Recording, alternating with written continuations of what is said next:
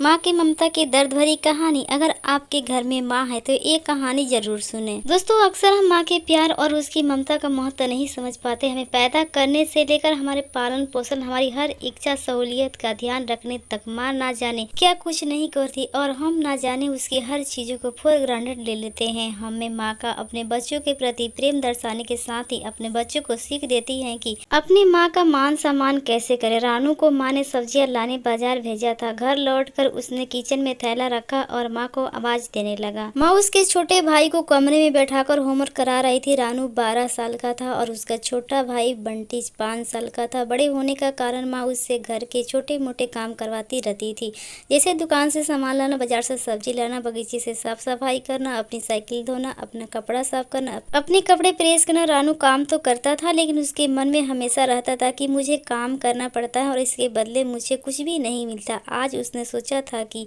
इस बारे में अपनी माँ से बात करेगा, लेकिन उसकी हिम्मत नहीं हुई। इसलिए उसने एक कागज पर सब कुछ लेकर माँ को देने का मन बनाया। कुछ देर बाद वह कागज लेकर अपने कमरे में गया जहाँ उसकी माँ राजू को होमवर्क करवा रही थी। उसने चुपचाप कागज माँ के सामने बढ़ा दिया और माँ के कागज लेते ही कमरे से बाहर आ गया।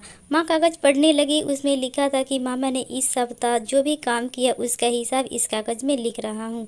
बाजार से सब्जियाँ लाने का 50 रुपया, बगीचे साफ करने की 20 रुपये, कपड़े प्रेस करने की 10 रुपये, साइकिल साफ करने की 5 रुपये, अलमारी सेट करने की 5 रुपये, कुल हिसाब मिलाकर 90 रुपया। माँ, मुझे इन कामों को जो भी पैसा बनता है हमें वो पॉकेट मनी के रूप में चाहिए। आखिर कोई भी काम मुफ्त में नहीं किया जाता। आपका बेटा रानू।